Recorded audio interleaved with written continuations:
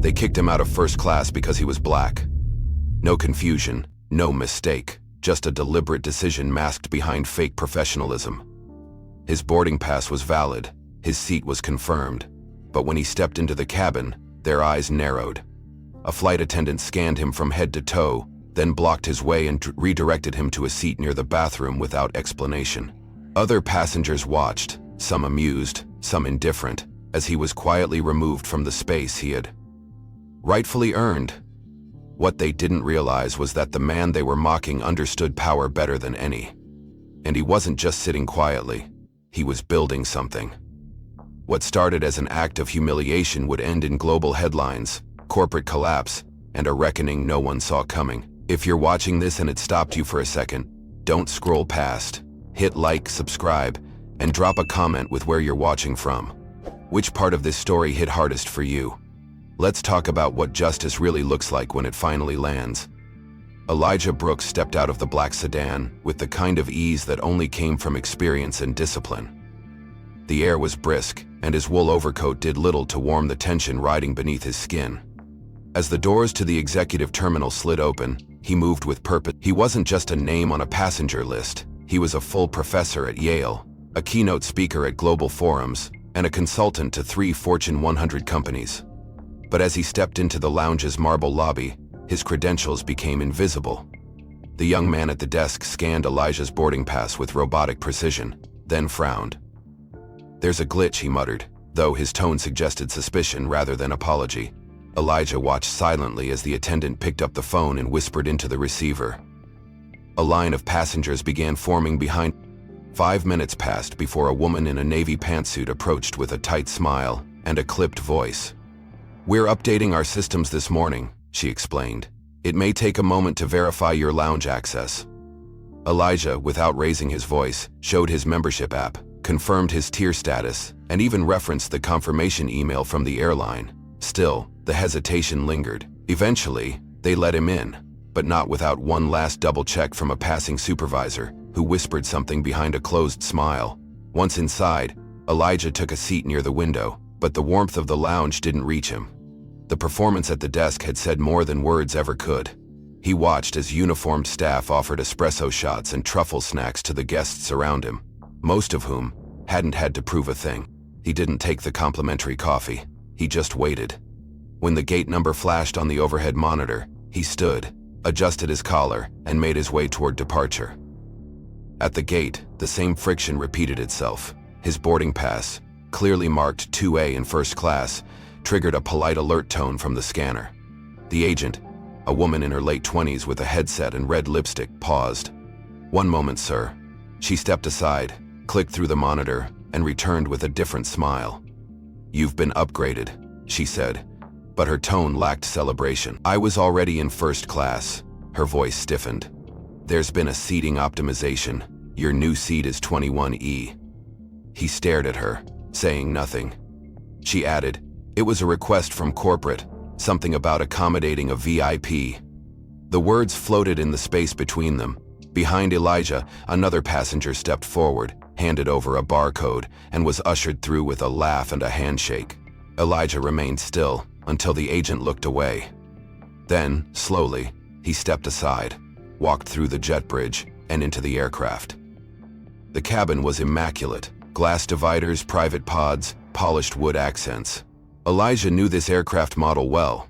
He spotted his original seat. His new seat, 21E, was center, row, non-reclining near the lavatory. He settled in silently, placed his briefcase beneath the seat, and pulled out his tablet. His fingers hovered above the screen, but didn't move.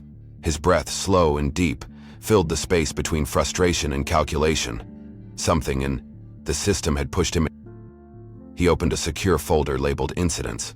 It was nearly empty, just 3 PDFs and a draft memo. Elijah tapped the corner of the screen and began typing a subject line. Atlantic Squai, boarding in Aliquali. 1. He took a photo of his boarding pass, snapped a shot of the cabin number above his seat, and saved both to a dated folder. Then he leaned back, his eyes fixed on the closed curtain between his reality and the one he... No confrontation, no raised voice, just data, memory, and quiet resolve. This wasn't a disruption. This was documentation. This was how systemic bias lost its deniability. One of them, a man with a ruddy complexion and a Harvard lapel pin, chuckled and whispered something behind his hand, eliciting a smirk from his seatmate. Elijah didn't react, but his body language sharpened, shoulders straightened, breathing steady, eyes calm. It was not the noise that disturbed him, it was the ritual of it. The way Prejudice wore a polite suit. A flight attendant passed by and slowed at his row. She scanned the overhead bins, then turned to Elijah, lips curved in a businesslike smile, though her gaze held no warmth. "Could you please step into the galley for a quick moment?" she asked, voice chickering. Elijah nodded, standing slowly, careful not to display the weight behind his measured movements. As he followed her to the narrow space behind the curtain, the air changed. There, 3 crew members stood, and beside them, an older passenger in a gray 3-piece suit adjusted the cuffs of his shirt like he was prepping for a board meeting.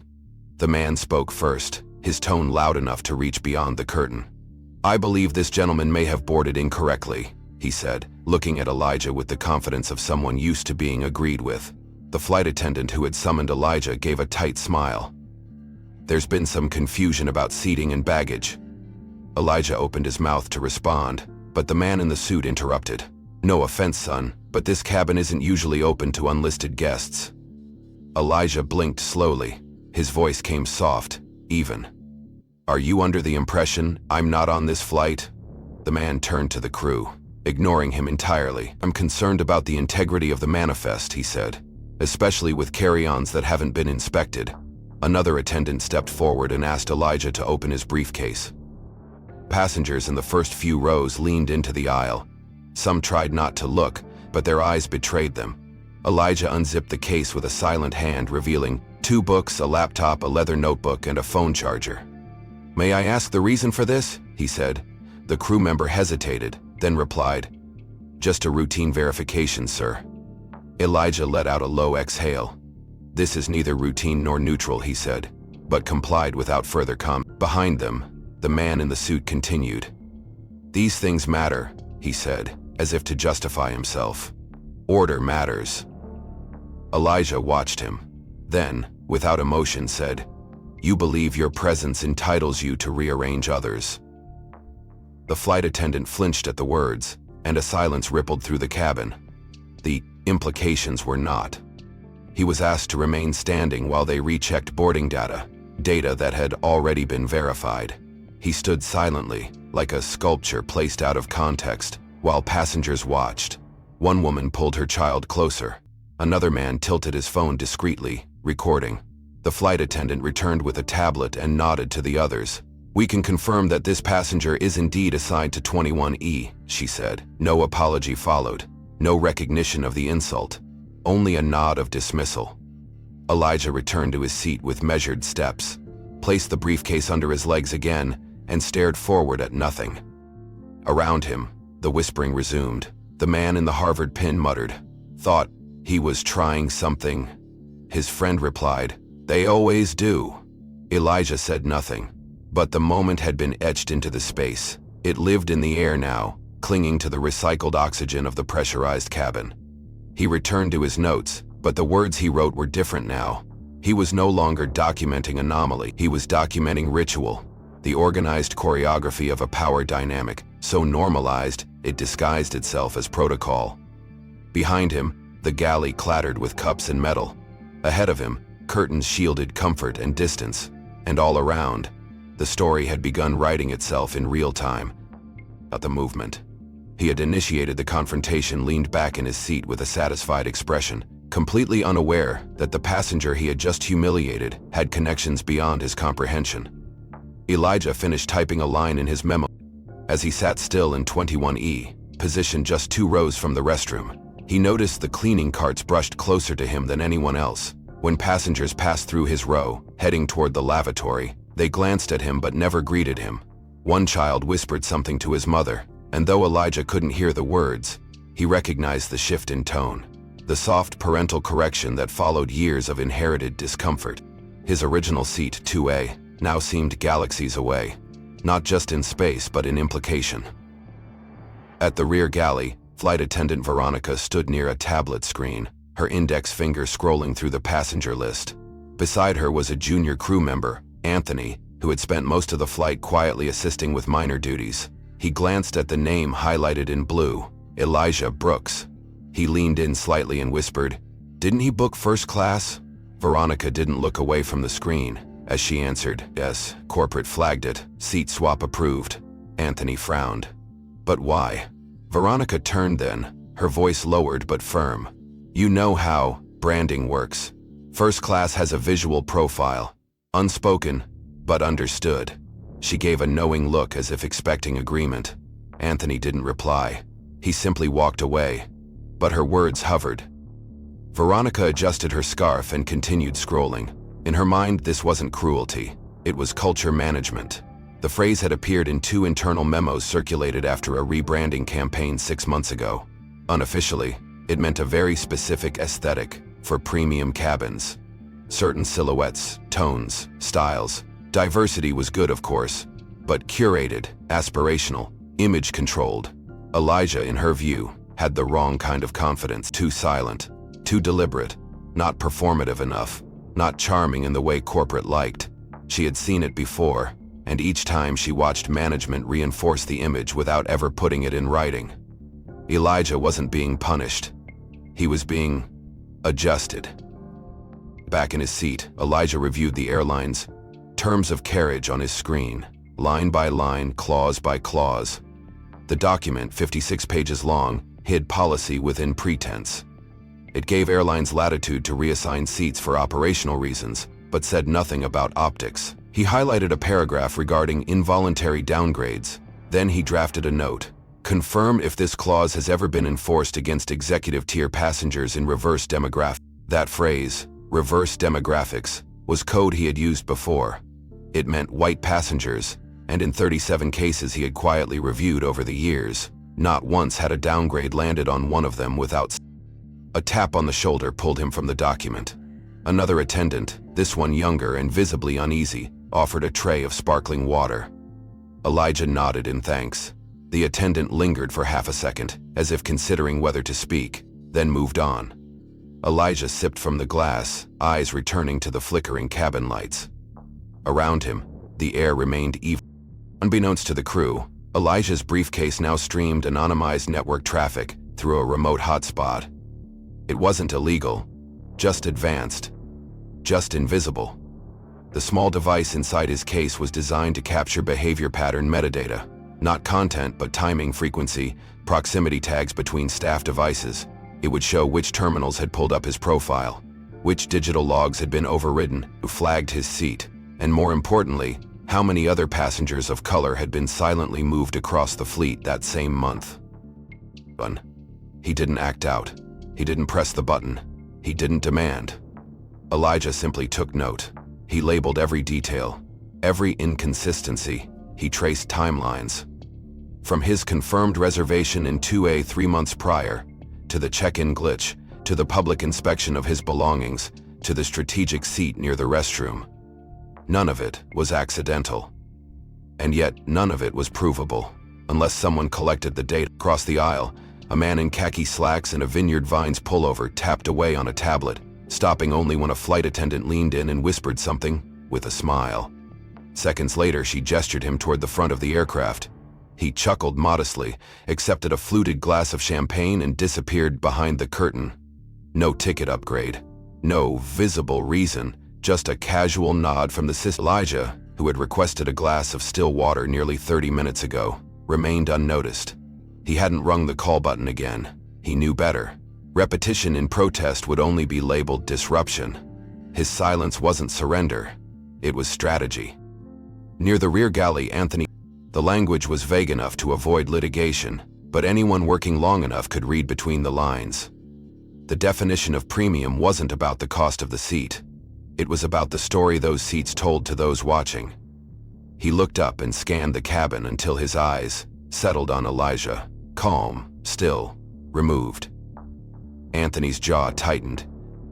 Back in his seat, Elijah observed another passenger, this one an older woman with pearls around her neck, being offered a menu from first class, despite sitting only a few rows ahead of him. She declined, but the offer itself revealed the hierarchy. Elijah wasn't blind to it. But what gripped him now was the precision with which it operated. Every denial cloaked in civility, every slight delivered with a smile. Even exclusion here was elegant. A slight tap broke his focus. Anthony stood at his side, holding a bottle of water and a plastic cup. He knelt slightly to avoid blocking the aisle. "Apologies for the delay," he said. Elijah took the water. Nod met. Something unspoken passed between them. Not pity, not apology, but shared clarity. Anthony leaned in just slightly and whispered, "Some of this isn't your imagination." Then he stood and walked away. Elijah stared at the water bottle in his hand. The label read, "Complimentary." The irony was bitter. In the galley, Veronica reviewed a passenger manifest update.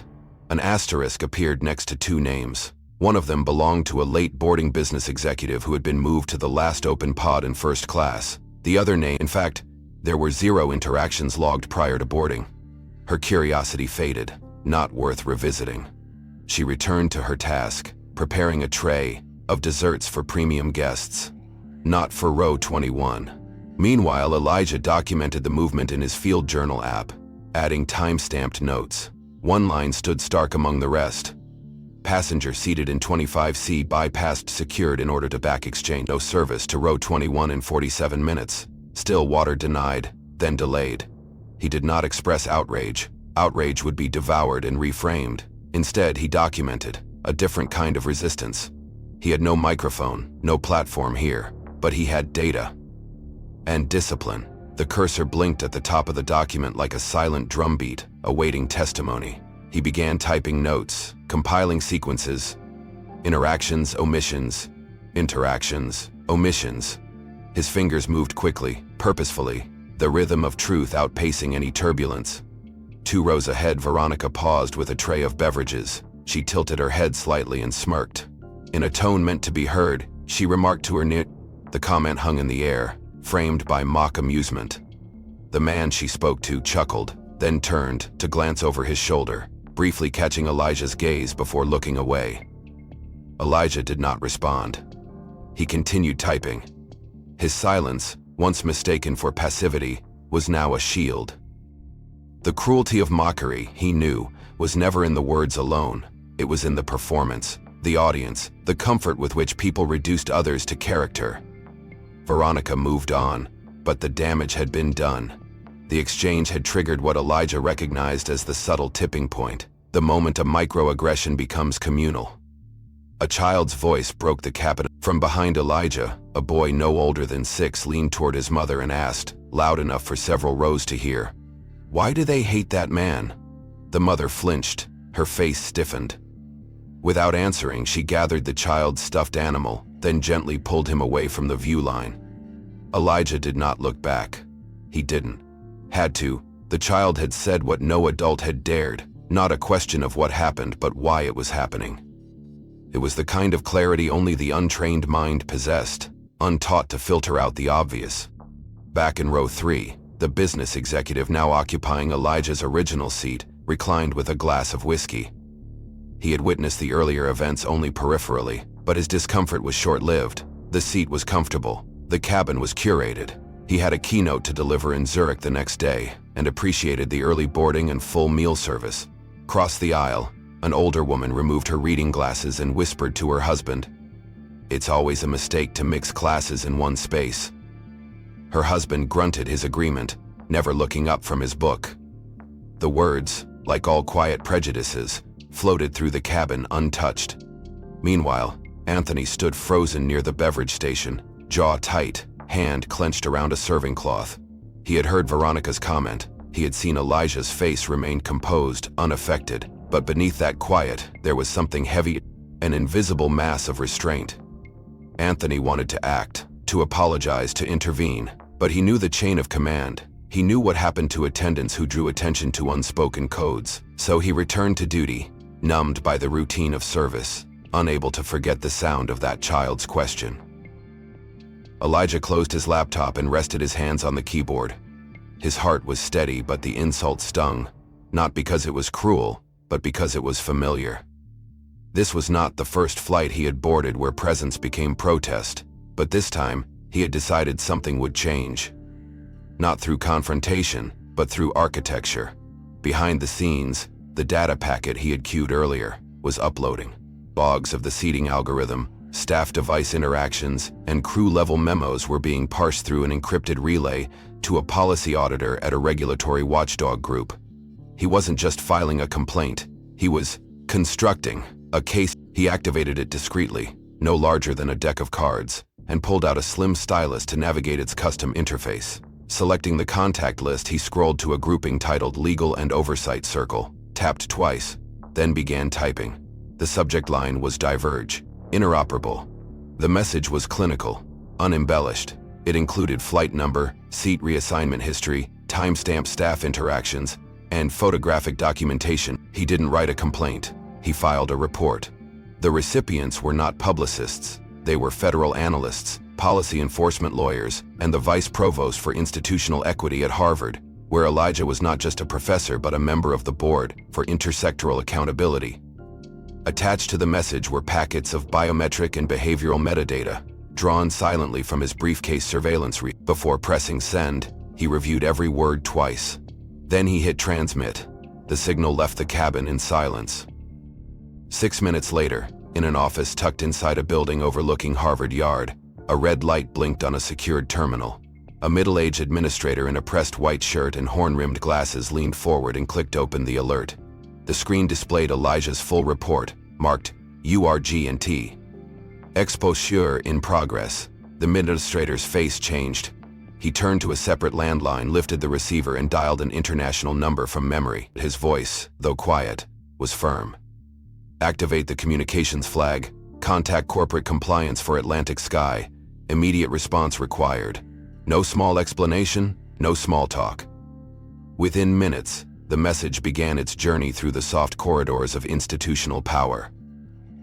By the time the email reached the ethics director at Atlantic Sky's Zurich office, her screen had already been pinged by 2 other watchdogs, all referencing the same name. She opened the message slowly, scanning the details, her eyes pausing on one entry. Elijah Brooks, PFD, Executive Chair. Elijah wasn't just a professor. He was a central figure in a pending regulatory overhaul proposal that could redefine airline accountability standards across the United States and Europe. And now he was being documented, in real time, as a target of that very system's failure. On the aircraft, Elijah returned the device to his inner pocket and resumed stillness. His face betrayed nothing. Around him, passengers slept, chatted, or watched films. Veronica passed by again without acknowledgement. Anthony, though still watching from a distance, noticed the change, not in Elijah's body but in the space around him. It was as if gravity had subtly shifted. Something had been set in motion, but no one yet recognized the source. 10 rows ahead, the business executive who had occupied Elijah's seat was sipping coffee and reviewing spreadsheets on a glowing laptop. He had no idea that a conversation was unfolding above his head that could soon render his position, and many others, irrelevant. Back on the ground, a corporate risk officer received a forwarded internal alert flagged as tier brand endangerment via high-profile discriminators. Incident quotients as a running list of press contacts tied to his foundation, and the rapidly escalating sequence of flagged interactions during Flight 901. The officer didn't hesitate. He drafted an urgent message to the in-flight operations director, marked highest priority, with a simple request. Confirm presence, assess exposure, initiate courtesy protocol if not already in progress. He hesitated at the bottom of the message that would echo far beyond the day. Ensure the subject is aware we are taking immediate steps to remedy the situation. Elijah sat unmoved. His mind remained still, centered not on the landing but on the landing's aftermath. The device in his pocket had vibrated twice during descent, confirmation pulses from 2 servers receiving his data package. Each vibration was the sound of doors opening quietly in places far above this aircraft. Offices, where risk and compliance directors did not sleep, where headlines were feared more than hurricanes. Elijah adjusted the collar of his jacket and locked his screen. When the wheels kissed the runway and the fuselage sighed, it was not arrival, it was revelation. In the first-class cabin, Veronica straightened her scarf and began her farewell routine, her face a porcelain mask of professionalism. Anthony moved with more weight in his steps now, more tension in his shoulders. He hadn't spoken to Elijah since offering the water, but he had observed. He had seen how stillness could be louder than confrontation, how data could be sharper than defiance. As the plane taxied to the gate, Veronica prepared to greet the ground staff. Her tablet vibrated. A notification blinked. Priority arrival, external media present. She frowned, tapped once, and saw the name. Elijah Brooks. Her face changed, so did her breath. Anthony glanced over and saw the screen. His lips parted slightly, then closed. Silence returned. Beyond the tinted windows, the Zurich tarmac was unusually active for this early hour. The average icon at the opening pattern, with an urgency, and, just behind the security barrier stood a small crowd, cameramen with marked credentials, microphones angled, a woman holding a clipboard and speaking into a headset. Elijah stood slowly as the doors opened. He was not the first to matter. Veronica stepped aside when he approached. She did not speak.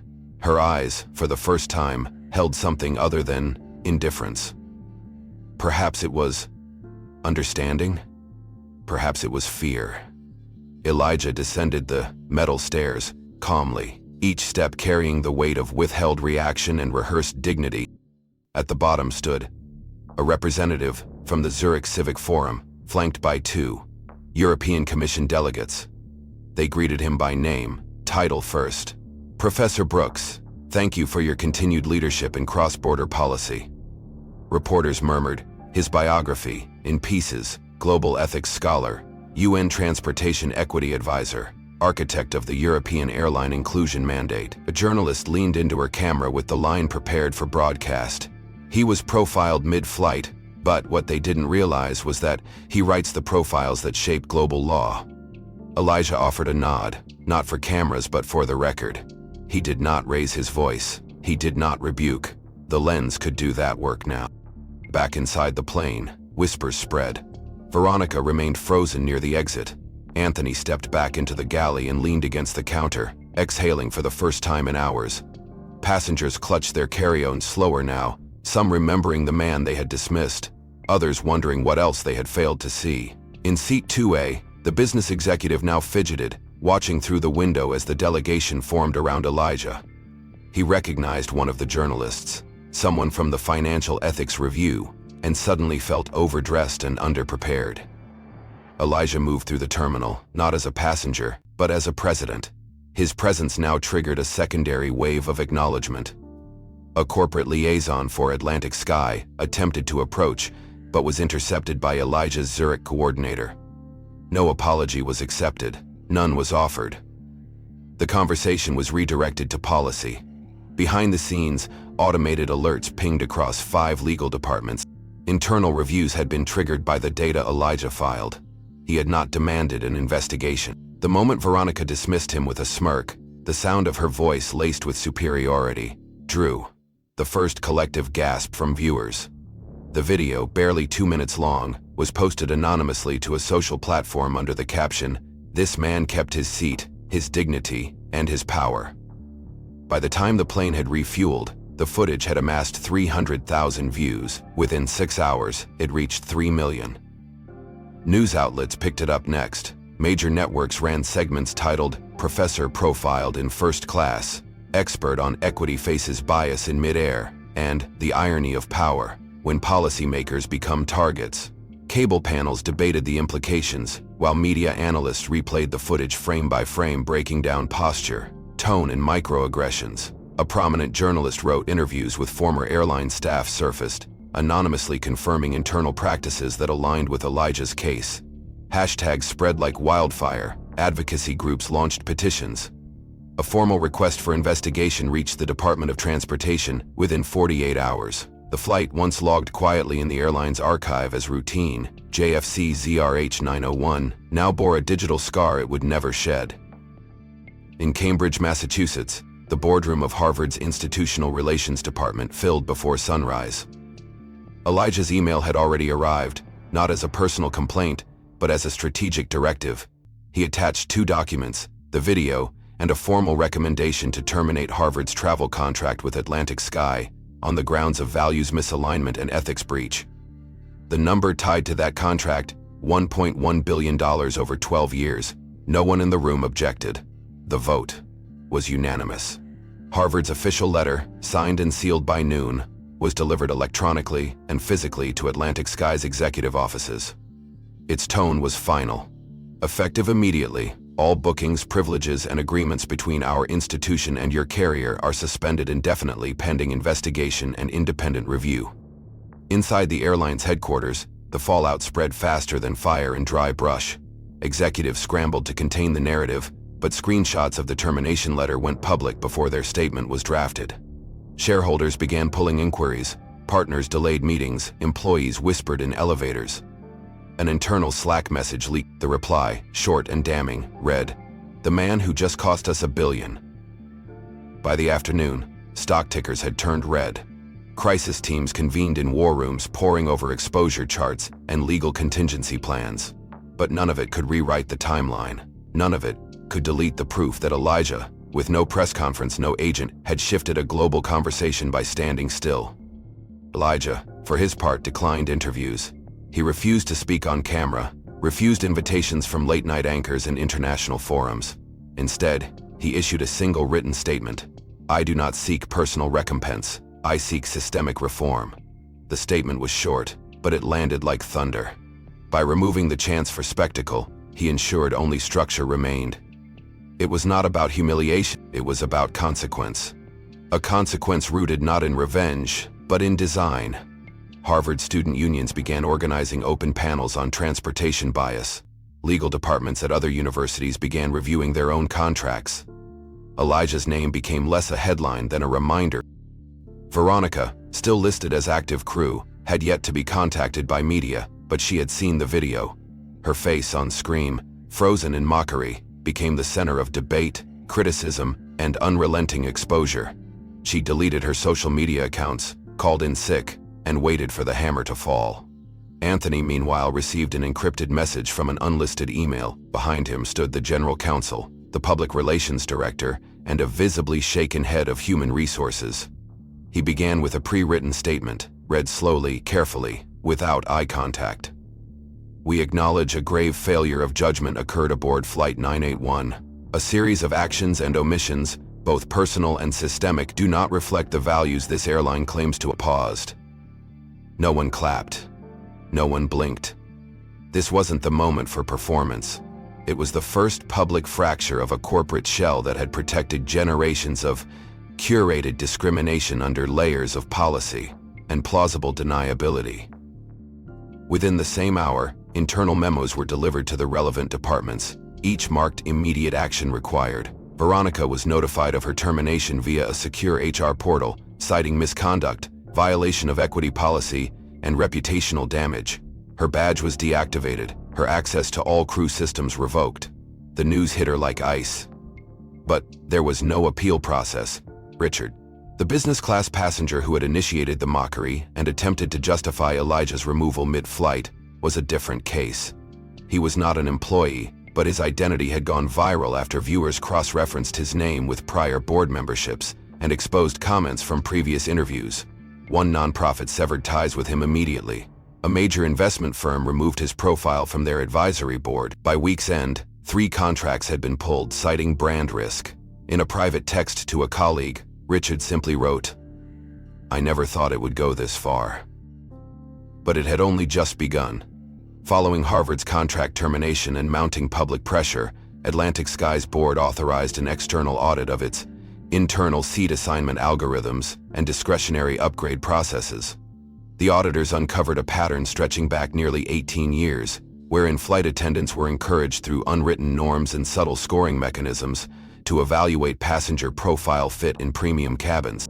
Data confirmed that passengers of color were disproportionately reassigned, downgraded, or denied upgrades, even with equivalent status and ticket class. The program, coded internally as Visual Consistency Standards, was never formalized in policy. One memo from 2012 read, "Brand cohesion improves guest satisfaction. Ensure uniformity across premium visibility zones." Another included a note from an executive suggesting certain passenger demographics be de-emphasized, from marketing imagery and seat upgrades during investor flights. The implications were explosive. The entire customer experience division, responsible for training and enforcing these hidden standards, was disbanded. Several senior leaders resigned before they could be officially removed. One legal officer attempted to preemptively spin the narrative as a misunderstanding of guidelines, but leaked audio from a 2019 retreat contradicted him. In it, a regional director clearly joked, "You know how to spot the ones that don't belong. Use your instinct. We've got to keep the luxury in luxury." That audio clip, now heard over 15 million times, became the soundtrack of collapse. Lawsuits followed, not just from Elijah's legal affiliates but from former employees, passengers, and even whistleblowers who had been silenced. One former attendant came forward stating she had been demoted after refusing to participate in an informal seat shift targeting a black veteran on a high-profile route. Anthony, the junior flight attendant, was summoned to give testimony in the internal investigation. His notes, discreetly kept, provided corroboration of multiple behaviors observed on Flight 981. He was offered two choices: remain quiet and protected. When asked why he spoke up, Anthony said, "Because the silence was killing more than reputation, it was killing decency." The room fell silent. His statement would later be quoted in a federal ethics report under a section titled Cultural Reconstruction. Months passed, and though the headlines faded, the impact endured like an echo, built into the foundations of an industry forced to confront its reflection. The world had moved on to new controversies, fresh scandals, and different faces, but in corners where silence once reigned, change began to breathe. In a modest classroom tucked inside a civic building in Atlanta, 20 folding chairs formed a semicircle facing a simple whiteboard that read, "Institutional Bias and Operational Ethics." Veronica sat quietly in the back row, her notepad open, her posture rigid, her face bare of cosmetics or performance. She had resisted attending at first, viewing it as a form of court-ordered humiliation, a public branding of failure. But time and isolation had stripped away her defensive pride, revealing questions she could no longer suppress. What had she ignored? What had she enabled? What did it cost to remain convenient? At the front of the room stood Elijah, not as a symbol, not as a story, but as an educator. He welcomed the participants, acknowledged their discomfort, and began, not with blame but with a question. "What do you believe your silence protected?" Elsewhere, in a sunlit office overlooking a community airfield in St. Louis, Richard Sterling sat behind a desk, reviewing a report marked Annual Disbursement Compromise Scholarship Fund. His name did not appear in the document, nor did he want it to. After his public disgrace and quiet exits from multiple boards, he disappeared from the corporate scene, refusing all interviews and declining invitations to reframe his story. But something within him had shifted, not overnight, not theatrically, but incrementally, like tectonic plates grinding toward accountability. He had reread Elijah's public statement a dozen times. "I do not seek personal recompense, I seek systemic reform." The words had unsettled him not for their tone, but for their prisoning. Richard had always admired control, but now he understood its highest form was restraint. He began by donating anonymously, first to regional equity initiatives, then to the Brooks Foundation, where he sponsored full tuition for 5 black aviation students each year. He never asked to meet them. He didn't need thanks. He needed it to outlive his own narrative. Elijah continued his work quietly but broadly, consulting with international transportation regulators, mentoring students and expanding the reach of his foundation. He never mentioned Flight 9901 again in public, never authored a tell-all, never leveraged the incident for gain. When asked why, during a private seminar he replied, "Power that builds systems lasts." His classroom sessions became mandatory for several airlines' managerial training programs, and his research was cited in global ethics legislation proposals. In time, the phrase Brooks Protocol entered industry vernacular, referring to the non-negotiable principles of passenger equity and anti-BS infrastructure. The phrase had no trademark, no slogan, just a purpose. Veronica completed her certification 6 months after that first session. She applied for a role in customer ethics, advocacy, not to erase her past but to confront it directly. When she submitted her application, she attached a short note. "I failed once by staying quiet. This time I want to help others speak." She was hired. Her first initiative was designing a training module titled Recognition Without Assumption. On its first day of rollout, Elijah visited the session unannounced, not to inspect, not to evaluate, but to witness. When their eyes met, there were no words exchanged, only an acknowledgement formed of shared responsibility. Richard, on the other hand, never returned to public life, but on the wall of the Brooks Foundation's main office in Boston, a plaque now hung with 5 engraved initials. They were the first graduates of the Sterling Initiative, students who had once been told by the world to lower their expectations, and who now charted flight paths across skies that once seemed closed to them. If this story moved you, challenged you, or made you think, let us know by subscribing for more narratives that speak truth to power. We want to hear your thoughts. Which moment hit you hardest? Was it the quiet resistance, the public reckoning, or the final redemption? And tell us, where in the world are you watching from today? Drop it in the comments, and join a global conversation about dignity, justice, and the strength found in silence.